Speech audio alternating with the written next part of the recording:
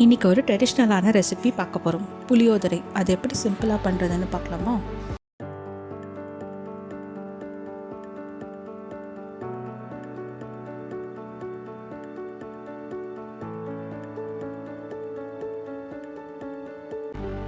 புளியோதரை செய்ய 1 கப் காஞ்ச மிளகாவும் 2-3 காஷ்மீரி மிளகாவும் 2 ஸ்பூன் கடலைப்பருப்பு, உளுத்தம்பருப்பு, 1 ஸ்பூன் வெந்தயம், பெருங்காயம், 1/4 கப் வறுத்த வேர்க்கடலை எடுத்துக்கோங்க. புளியோதரையில் புளி தாங்க ஸ்பெஷல். தும்கூர் புளி வாங்கி தக்காளி பழ சைஸில் ஊற வச்சுக்கோங்க. முதல்ல ஒரு வாணலியில் பெருங்காயமும் வெந்தயமும் போட்டு நல்லா பொன்னிறமாக வறுத்துக்கோங்க. அதே வாணலியில் 2 ஸ்பூன் நல்லெண்ணெய் விட்டு எடுத்து வச்சிருக்கிற மிளகாவை நல்லா பொன்னிறமாக வறுத்து எடுத்துக்கோங்க.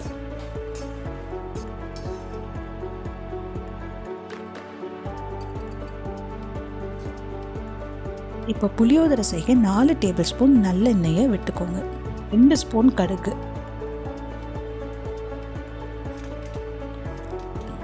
கடுகு வெடித்தோடனே வறுத்த வேர்க்கடலை போட்டு கடலைப்பருப்பு, உளுத்தம்பருப்பு, 4 காஞ்ச மிளகாய் போட்டு நல்லா ஃப்ரை பண்ணிக்கோங்க.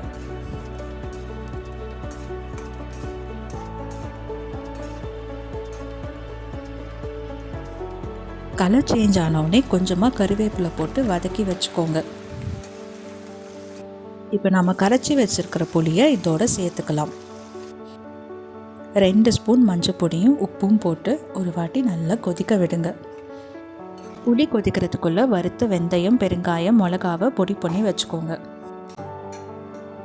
புளி நல்லா கொதிச்சோடனே பொடி பண்ணி வச்சுருக்கிற பவுடரை இப்போ சேர்த்துக்கோங்க. இப்போ இந்த புளி காய்ச்சல் ரெடியாக 15லேருந்து 20 நிமிஷம் ஆகும். இப்போ பார்த்திங்கன்னா நல்லா சுண்டி வந்திருக்கு. இப்போ உப்பும் காரமும் நீங்கள் ஒரு வாட்டி செக் பண்ணிக்கோங்க.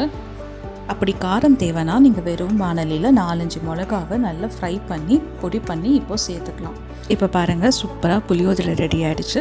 இதை ஒரு ஈரமில்லாத பாத்திரத்தில் முடிஞ்ச ஏர் கண்டெய்னரில் வச்சிங்கன்னா 1 வாரம் வரைக்கும் வச்சு சாப்பிடலாம்.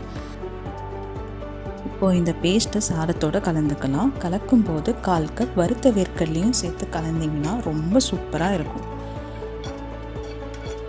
தேவைப்பட்டால் 2-3 ஸ்பூன் நல்லெண்ணெயும் சூடு பண்ணி சேர்த்துக்கலாம். பாருங்கள், எவ்வளோ ஈஸியாக குவிக்காக ரொம்ப கம்மியான பொருட்களை வச்சு புளியோதரை செஞ்சாச்சு. இது பண்ணுறதுக்கு ரொம்ப ரொம்ப ஈஸி.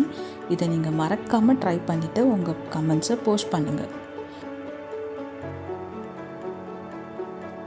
மறக்காமல் இந்த வீடியோவை உங்கள் ஃப்ரெண்ட்ஸ் அண்ட் ஃபேமிலிக்கு ஷேர் பண்ணுங்கள். அதோட சப்ஸ்கிரைப் பண்ண மறந்துடாதீங்க. அடுத்த வீடியோவில் பார்க்கலாம்.